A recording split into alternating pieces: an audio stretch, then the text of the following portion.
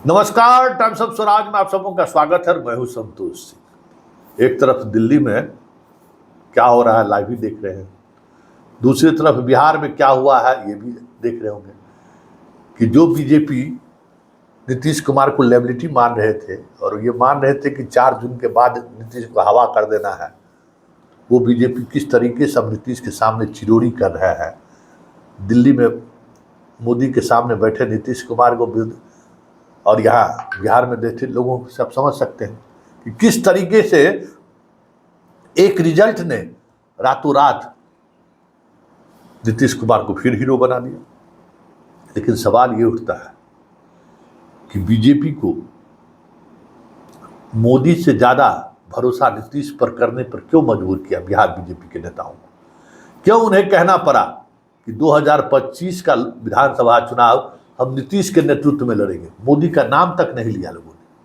क्यों, ऐसा क्या हो गया?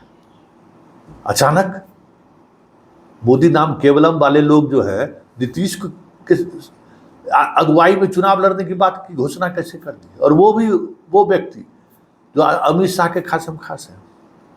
कुछ तो बात होगा, कुछ तो ऐसी चीजें हुई होंगी कि आखिर नीतीश ने ऐसा क्या किया, क्योंकि चीजें जिस तरीके से बदलती हुई दिख रही थी, वैसे तो लग रहा था कि 4 जून के बाद ये लोग नीतीश कुमार को बक्सा में बंद कर देगा, कहीं का राज्यपाल बना के भगा देगा, यहाँ बिहार छोड़वा देगा। सम्राट चौधरी का अंदाज कीजिए, क्या अंदाज था कि रौंद देंगे, बुलडोजर चढ़ा देंगे, घर से खींच लेंगे। ये भाषा के पीछे क्या था, किस बात का दम्भ था? कब तो नीतीश कुमार गए, मोदी के नाम पर सब कुछ जिंदाबाद है। लेकिन समझ में आ गया कि बिहार में मोदी फैक्टर काम नहीं किया। जहाँ जहाँ मोदी सभा किए वहाँ वहाँ चुनाव हार गए, जहाँ जहाँ अमित शाह आए वहाँ चुनाव हार गए। 100% 99% ट्रैक रिकॉर्ड राजनाथ सिंह का रहा, वो जहाँ आए वहाँ 99% रिजल्ट मोदी। शाह और मोदी जहाँ गए वहाँ हारे, और हार भी ऐसी हार नहीं हुई है। 2014 से लेके अभी तक की बात करिए, जितना वोट परसेंटेज भी कम गया, लोग चाहने वाले लोग भी कम गए, और जिन सीटों पर ये जीते भी हैं वहाँ भी मामूली अंतर से, कहाँ 4,50,000 से जीतते थे वो घट के 1.5 लाख पर पहुँच गया। ये समझिए कि क्या हो रहा है, कैसे बदल रहा है चीज़ें। और इस बदलाव में स्वाभाविक है कि संघ और बीजेपी के हाथ में एक बार फिर बिहार में कुछ नहीं बचा है। सारी कवायद जो शुरुआत हुई थी, अमित शाह जिसका अगुवाई कर रहे थे, आज सब खाली हाथ है। आज उसके पास एक कोई नेता नहीं है कि कहीं जाकर भाषण दे तो 5,000 आदमी 2,000 आदमी जुट जाए। कोई बीजेपी के नेता अभी स्टेट में नहीं। ये हाल है, ये बैंक करप्सी हो गई है बीजेपी में।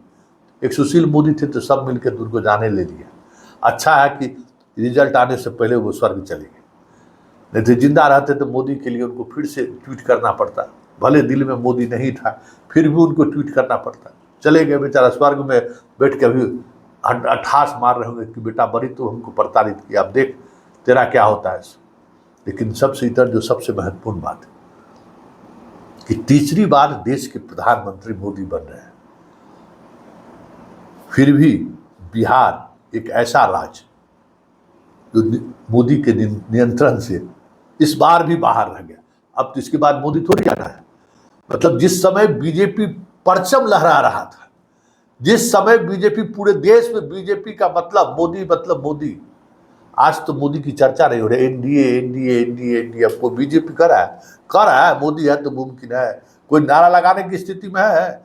ये सरकार मोदी की सरकार है, सब लोग बोल रहे हैं एनडीए एनडीए, तो अब तो क्षरण की स्थिति में आ गए हैं।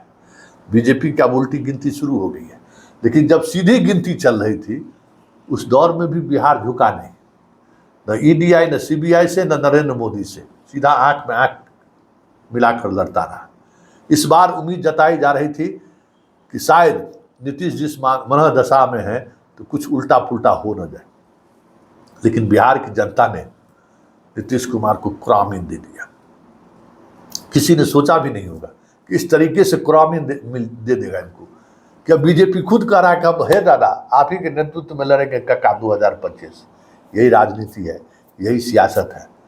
जब कभी इतिहास लिखेगा लिखा जाएगा तो लिखा जाएगा कि पूरे देश पर जिसका परचम लहरा रहा था उस व्यक्ति का परचम बिहार में कभी नहीं लहराया है। बिहार में नंबर 2 की पार्टी वो बना रहा और उनके कार्यकाल में भी उनकी हैसियत उनकी पार्टी की नहीं रही कि अपने सहयोगी दल के नेता से नज़र मिलाकर बात भी कर सके।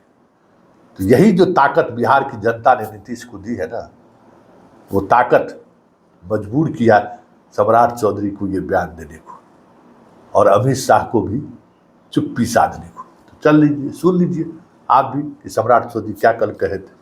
कहा कि 2025 में नीतीश कुमार के नेतृत्व में एनडीए चुनाव में जाएगी। अरे तो इसमें दिक्कत क्या है? नीतीश कुमार जी की नेतृत्व में 1996 से भारतीय जनता पार्टी आगे भी रहेगी।